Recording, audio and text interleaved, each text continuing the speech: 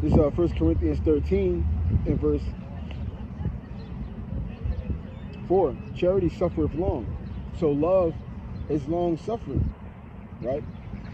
So you got to be able to have patience and long suffer, right? That's what love is, being able to long suffer and endure, right? So if you don't have this for all, right, you don't have love. It says, and is kind. So kind is doing good without cause, right? So you're doing good, but there is no cause for it. So if somebody is nice to you and you're nice to them, you're doing good because they're nice to you. That is a cause. So if you're standing, just a random example, if you're in line at a grocery store and somebody's short like $2, you got an extra $2 in your pocket that is not even accounted for, and you give it to them with no expectation to get it back, you just give it to them because they need it.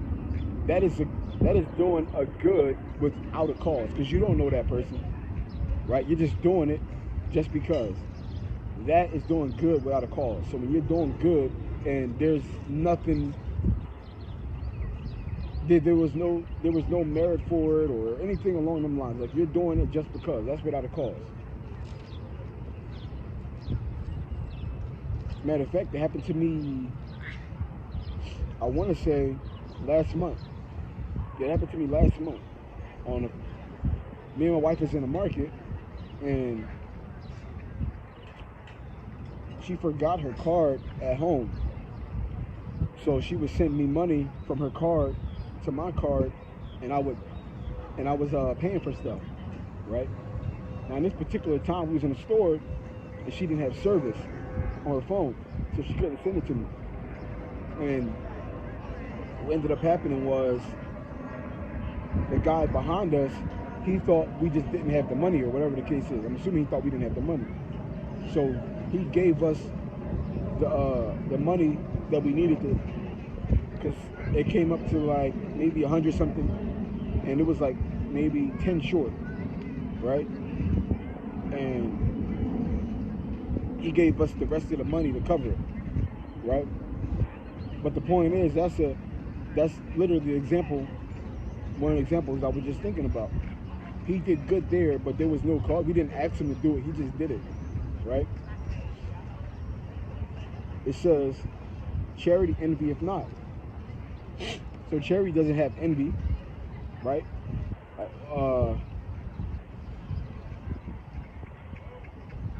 Let me get the exact definition from there.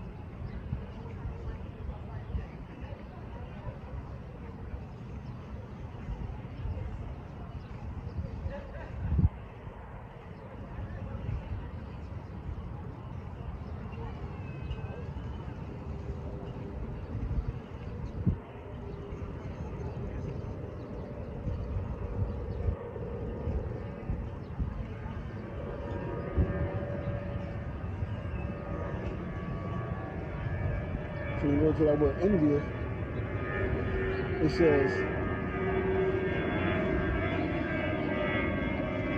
it goes into covet, to desire,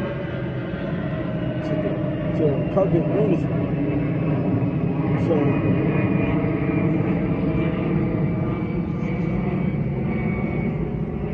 this goes into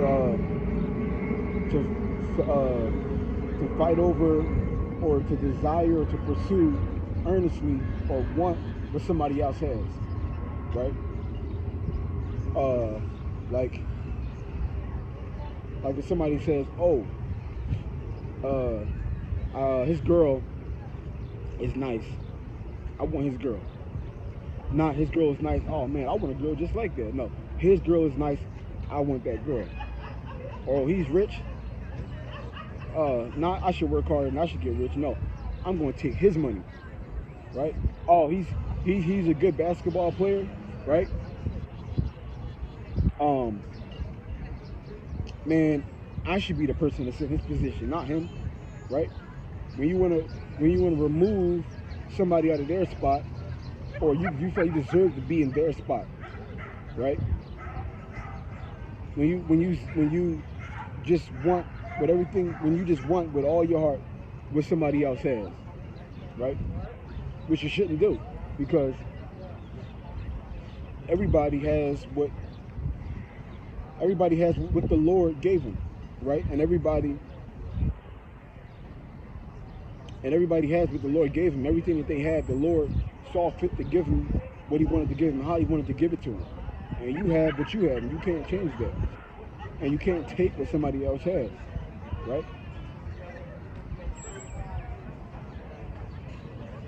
It says,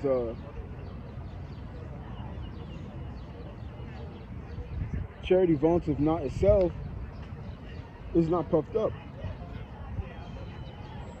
So charity, when you're about charity, you're not about yourself, right? So it's like, here's an example of that. Oh man, I can't wait till I can get rich, so that I can buy all this for myself. That's somebody who's about their self, versus a person. Now you got Israelites, right? Israelites, the majority of them, when they get rich, their problem is just a slight problem for the most of them, right?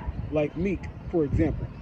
I make an example out of Meek because I'm from Philly, and I'm familiar with his music and basically who he is. And it's basically the same idea and the concept of what I'm talking about, and the scriptures are talking about, pretty much. So the problem, with Meek, when he got rich, the problem is he only cared about his circle, right? He only cared about his circle. And that's where the problem comes in, where you only care about your circle. And this goes back to Yahushua, when he was talking about giving out goods. Sell all you have and give your goods, right, to the poor, which poor is synonymous for anybody who does not have,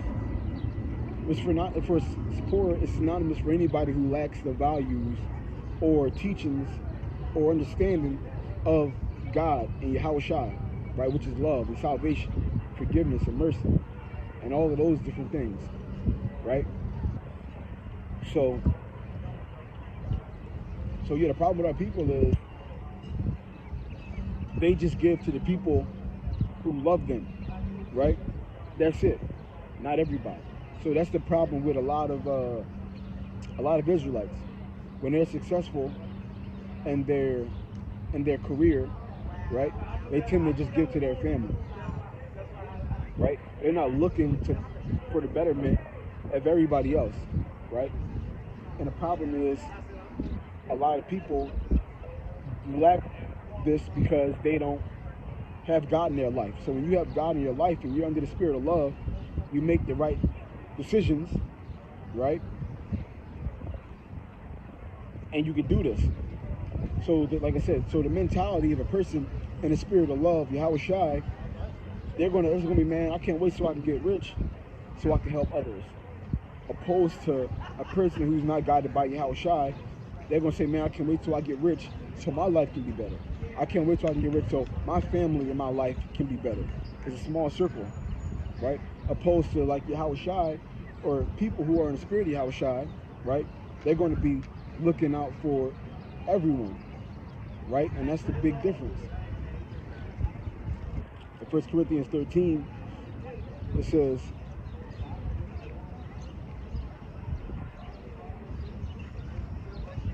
verse 5, it says, does not behave itself unseemly, seeketh not her own, is not easily provoked, and thinketh no evil, right? So it says not easily provoked and thinketh no evil, because thinking evil can lead to wrong, right? So like if a person is like, man, this person trying to get me, so I'm gonna get him before they get me. It don't even got to be true, but that evil thought causes evil, right? And you see that a lot with women, right? And men. You see a lot of people.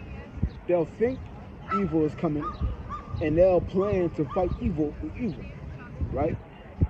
And that's a problem. That's a problem. But it all stems from thinking evil, right? So if you're not thinking evil, because typically when people think evil, they want to retaliate evil, especially if they're not under Yahweh Shai, right? If they're not under the vibration of love, their response is going to be wickedness. Their response is going to be things that are unrighteous, right? But again, thinking evil in general is not good.